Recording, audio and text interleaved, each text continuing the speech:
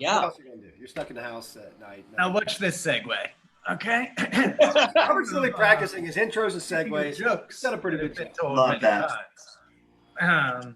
The news is crazy. Yes, it is. It wasn't the best segue. It wasn't the Yes, best it segue. is. Yes. This is a better one. Aric, Do you watch Tucker comedy video Carlson? projects.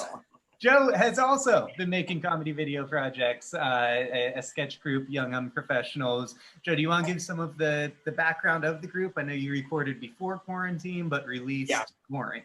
Yes. So it was like last year at some point where I, a bunch of my friends and I, Robert Puncher said that, I went to a Christian college in New York City and made a bunch of friends with people who are in the arts in there. And, a couple years out of some years out of college, we weren't quite getting to work on the projects we wanted to and do the things we wanted to. Some of us want to be writers and actors or things like that. And I realized I had a whole bunch of friends who were like that. And so we were just kind of like, why don't we just give projects to each other, like work on projects together? So that's like, look, you want to be an actor, you want to be doing stuff, nobody's giving you roles for the kind of roles that you want. Okay, I'll write a role like that for you. We'll do, so we can work on that together. So that was the idea of like, we thought that doing sketch comedy would sort of be the easiest sort of on-ramp into doing something like that consistently. So we got together, we wrote scripts together and workshopped them together, and then shot them and edited them. And we ultimately ended up, before quarantine, we were able to film and edit 3 episodes, which we were able to release online. And then of course quarantine happened. And then it was like, okay, we're not going to be able to shoot anything for a little while. So let's just release these online so people can see what we've been working on and enjoy them and tell us how amazing we are so that we can feel affirmed about our existence. And then be convinced that we should do more. I love that. because I love the one because sorry, Paul and Robert did. I saw that Thank one you. for sure. So, and we got one here queued up. I Robert, was just gonna say I love that you got so far ahead of game that you gave people something to look forward to later on. Thank you. Yeah. That's it. Oh, okay. Cool. Sorry. Yes. Nothing extra. No, thank you. I appreciate it. But you gave a lot of people something to look forward to, and that's important. Yeah. No, it really was. It was like right at the beginning of quarantine, and people were like, "We need content. I've run out of things to watch on Netflix." So we were like, all right. Netflix. This is our way of giving back. I finished the internet in May.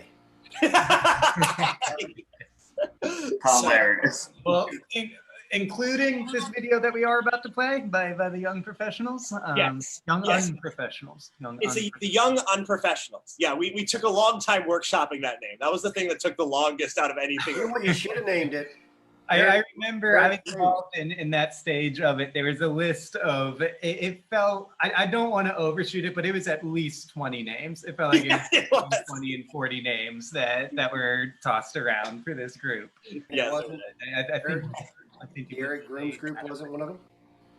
Yeah. Are you ready? Yeah. So this is the one that I actually wrote, and so we guess let's watch it, and then we can sort of intro. We can talk about it afterwards, or you guys. It's your show. You can decide how you want to do it. No, introduce it for us though, Joe. Okay, sure. So this is a sketch comedy episode about satire artists satire writers like Places for the Onion trying to come up with stories to tell, but it's they have trouble, and I guess that's all we'll say for now. All right, love it.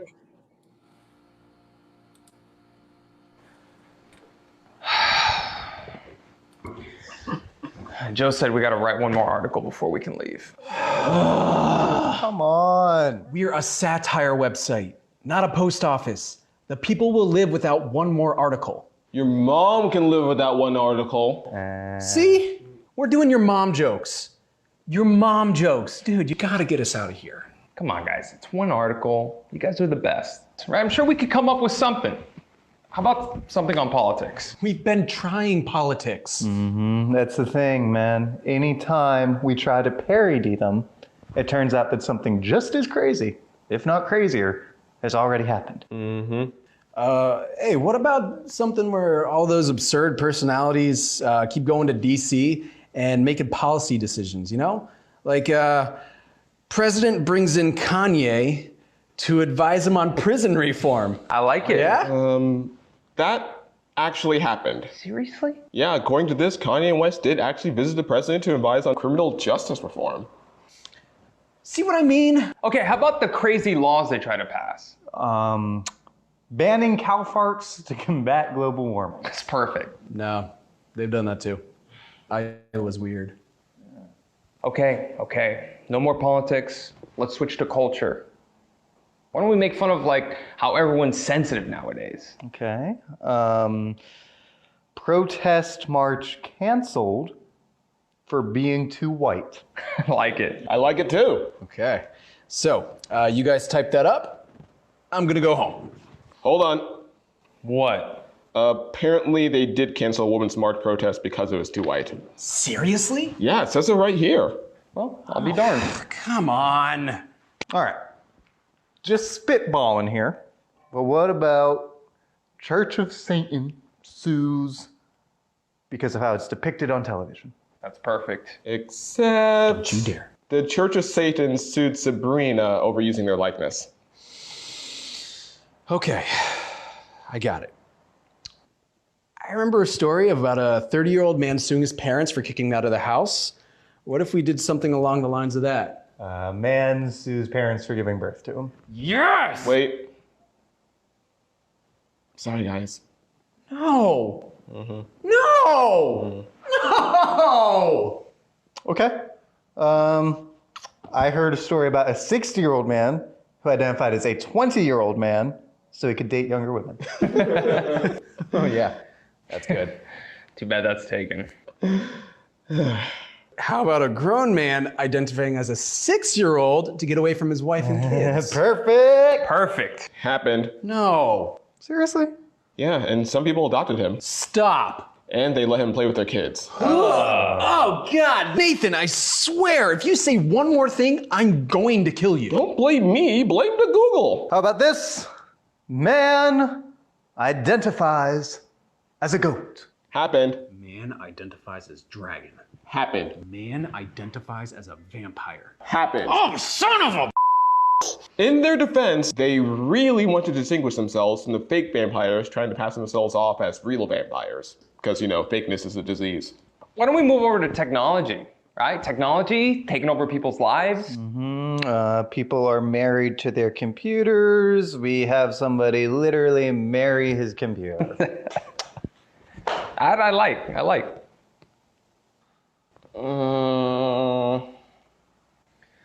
Nathan?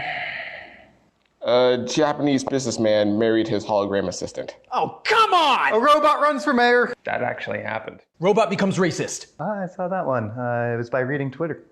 Big surprise there. Woman marries bridge? Saw that one. It was a lovely ceremony. I thought she married a chandelier. Different one. Oh wow, there's more of them. Woman marries 300-year-old ghost pirate. And divorced him. Oh, it's so sad. Enough! I can't take it anymore! Whoa, what? This world has gone crazy. Our work used to mean something. Hey. But now, the people are crazier than our work. I can't take it anymore. I can't take it anymore. That's it. They've won. Those barbarians have won.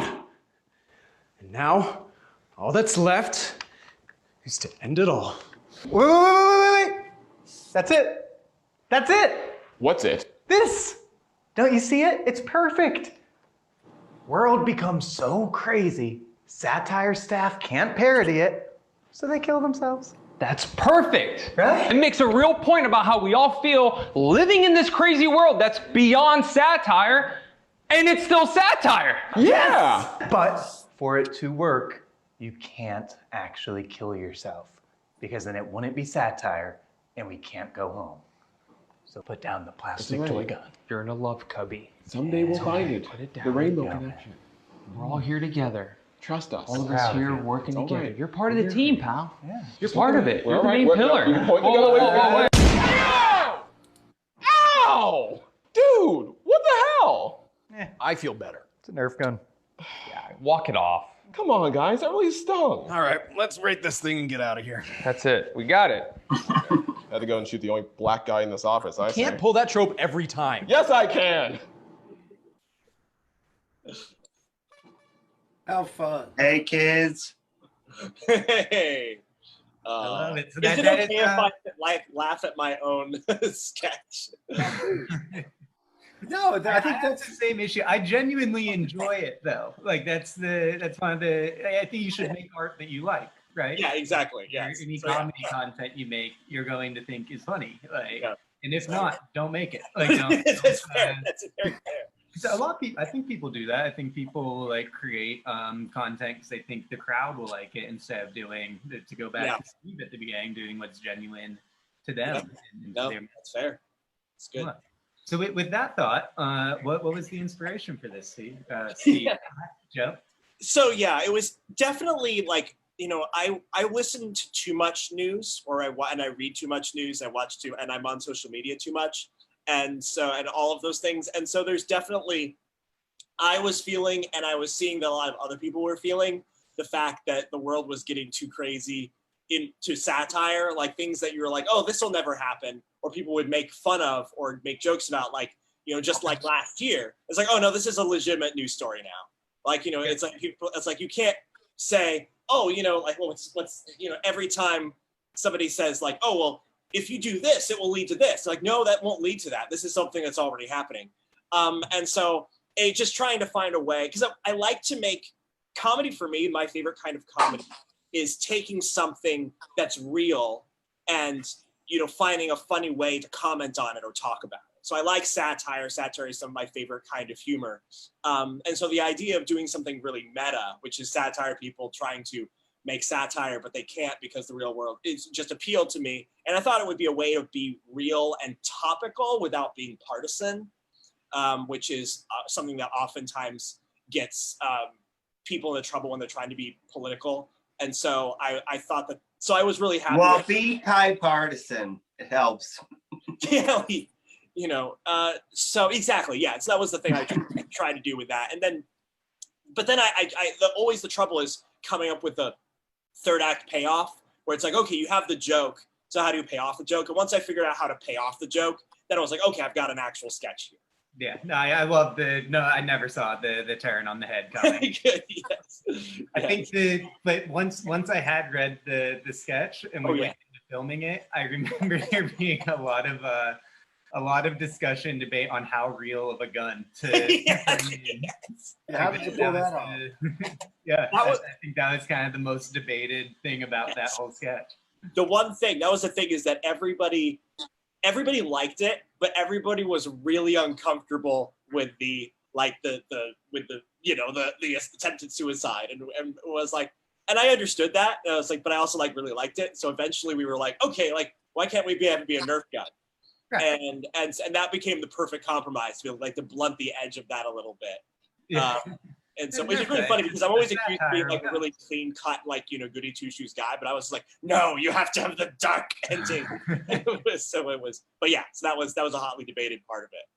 Awesome, man. And then the other two that are out now, there's one other one that I enjoyed acting in, along with another comic, Paul Bennett, where he played a therapist to me, counseling me on my mother beginning to date again, and I'm gonna give away the twist. I'm very suspicious from like the jump of the sketch, but by the end, it's very clear that he is dating my mother.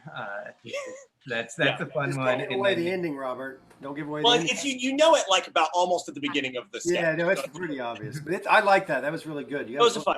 That one was written and directed by the guy in this one who was the one who like tried to kill himself with a Nerf gun. So he wrote and directed that one.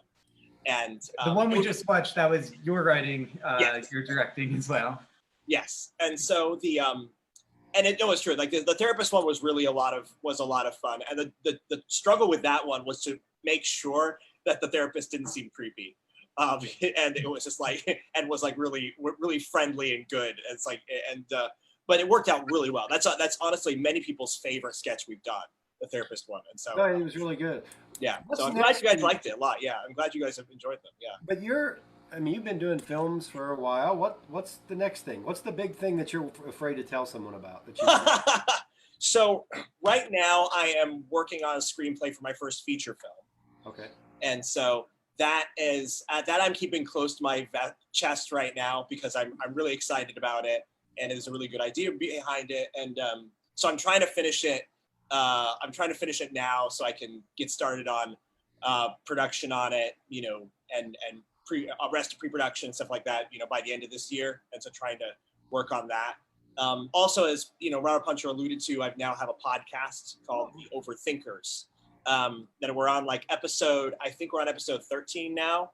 And that's been a really exciting time. Me with my co-host, Nathan Clarkson, who's also a filmmaker. He actually has a film on Netflix that's on there now. I think it's either Thy Neighbor or The Unlikely Good Samaritan. I forget which one. But anyway, we sit around and we talk about arts and culture and faith, you know, with and that's how the usual reaction, people get up and leave when I start talking about that. And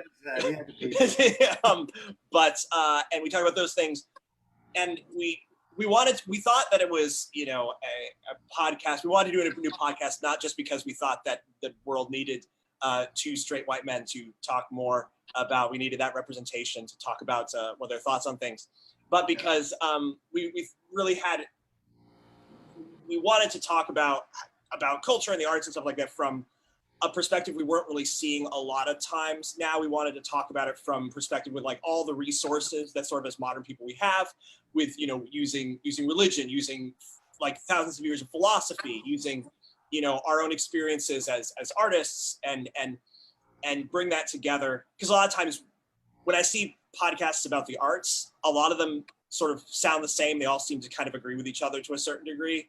And it's like, you know, when Game of Thrones was really big, everyone was like, oh, those, you know, nudity scenes are great, and we all like them, and they're artistic. And then once the Me Too movement happened, they were all like, you know, we always thought those were really problematic. And so when a Game of Thrones comes on and it says, you know, parental, you know, discretion advised, mild nudity, I'm like, mild nudity? Why am I even watching this? Mild, yes, it's like mild language. It's like, no, you mean mild profanity. Like mild language is, you know, hello, how are you? Yeah, but you know, but on the other hand, you have those people, like, it's all the artistic community all seem to sort of like in the podcast all seem to sound the same. Then you had people like, if you had people like, you know, both Nathan Clarkson and I are both Christians, and you have these Christian podcasts that are more countercultural, but they also don't watch the shows that they're commenting on. And it's like, so we were like, okay, we're people who, you know, we love watching Rick and Morty, but we also don't necessarily agree with everything Rick and Morty says. And so we're kind of, you know, so we thought we had an interesting voice to talk about these subjects, and we have a lot of fun talking about them. And so, you know, we have one on nihilism. We have one that's sexuality and yes. And we just did one on cancel culture, which is a lot of fun. But yeah, so it's a really fun podcast that we're doing, and I'm really excited about that. We're having great guests on, and so I'm excited to keep moving forward on that. So podcast, my screenplay. Also, I have some articles I'm trying to write this year. One was supposed to come out, and then it got canned because it was deemed too controversial for the time period. And then so I've got some articles. Hopefully, will come out later this year. But yeah, those are a lot of the projects that are sort of like, and of course, season 2 of Young UnProfessionals will hopefully come out at some point later this year. We are trying to do writing next episodes right now, and hoping that we're trying to find if there are any episodes that could be filmed now, and without like large numbers of people, that you know, things like that. So what we're doing with our feature, we're starting to see which scenes can you film. Exactly. Yes. Exactly. You know, in reality, you'd want to film like the bigger scenes first, I think, and this is our film, and then narrow it down and really hone in on the real intense scenes between, you know, two characters maybe. Yeah. In reality, you're probably going to have those scenes are going to be the first part of the movie. But I think there's some advantage to that. I think it gives you some meat, especially for independent filmmakers who are trying to get extra distribution dollars. Yeah. And I love the fact you're doing Christian stuff. I mean, because it's I mean, for me, like I said, it's a big part of the my special was talking about being a Christian, and especially one in New York City and being a former minister and all that. It's a and different I think thing. that voice, when you understand the world you're living in, and that voice is an important one. Right. Exactly. Yeah. It's One of the things that Joe and I have talked about a lot, I don't want to put words in your mouth, but I'm pretty sure I can safely quote you on this, Joe. It's one of your qualms with like current Christian art is it's either very Christian and then lost on a secular audience, or it's overly secular and they lose their core base Christian audience. Yeah. So I think a lot of what you try to do is make art that walks that line in between, that can be accessible to both Christians, or if you're just watching it secularly. Right. Exactly. Yeah. No, that's absolutely true. Well done. You quoted me back to me and didn't completely butcher it. So no, no, it's true. I mean, it's unfortunate that sort of like, Christian and secular society has sort of split in a weird way, but also like, but that's just part of the sort of the country, like, the coastal cities have split from sort of Midwestern culture. And so they don't speak the same language. And you see this, I have an article that's online called "Where Are All the Great Christian Films," where I talk about this more. But one of the things is you have a lot of faith-based films that are actually very much liked by film critics, but they're still written from a very coastal Christian perspective, which is still a smaller audience. They're not as successful. And oftentimes they have some of the same stuff where they talk down to sort of the larger group of Christians, which are more Midwestern. And so there is this sort of tension of coastal people and Midwestern people talk to each other and enjoy the same stuff. And also, like, can Christians make art in such a way that like Christians resonate with it, and then secular people resonate with it, and people from the coasts and also Midwest resonate with it? That's just a part of the problem with artists nowadays we're going to have to wrestle with, especially if we want to have something that is empathetic towards everybody's sort of world. And I think part of the thing is just asking questions that everybody is asking and sort of acknowledging the questions that everybody's asking. And I'll say this, that like, this is not usually given as an example of high art, but one of the things the programs that was in the past couple decades that I thought did this actually very well was the TV show 24, because one of the things that they did is that every season they had villains that both conservatives and liberals were afraid of at the time. So like I remember especially like season 2, like it had the Islamic terrorists and the evil businessmen who were after oil. Like the villains, those were the two villains in season 2.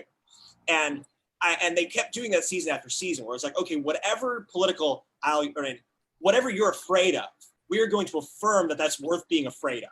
Now, the answers they came up with to those questions were very particular to their worldview, the worldview of their show, which was very sort of, Republican, very sort of like, yes, we should waterboard the terrorists and all that kind of stuff. And like, that's something that, you could, exactly. You can, you could agree with or disagree with, but they started out with saying what you're afraid of and what you're concerned about is valid, and we hear you. And I thought that was a very empathetic way to start out with. And that's sort of, as an artist, I try to do that and say like, look, what you're afraid of, what you're concerned about, what you love, what you hope is totally valid. Now here as an artist, as someone who's lived in the world, I have particular answers to it, that I think are worth valid, and you can accept or reject. But first I should start out by, with empathy in that way. That's sort of how I'm trying to do it. We'll see as I grow as an artist, what answers I come up with, but that's sort of where I'm starting out right now. You're doing great, man. It's always a pleasure to talk to you. We do have to go. Facebook's going to kick us out. Yes. They're cleaning up. Wait staff. Yeah. Awesome. No, I'm teasing. But man, it's been great having you here. Thank you so much for having me on the Love show. what you're doing, and we'll continue to stay in touch and share with us what you got, and we'll share with our followers and our fans. And happy to always. Yeah. Thank you so much for doing this. You guys are great. You guys are doing the Lord's work. Awesome. All right. So be safe. Take care. Hope to see you soon. All right. Keep laughing. All right. We'll do our best.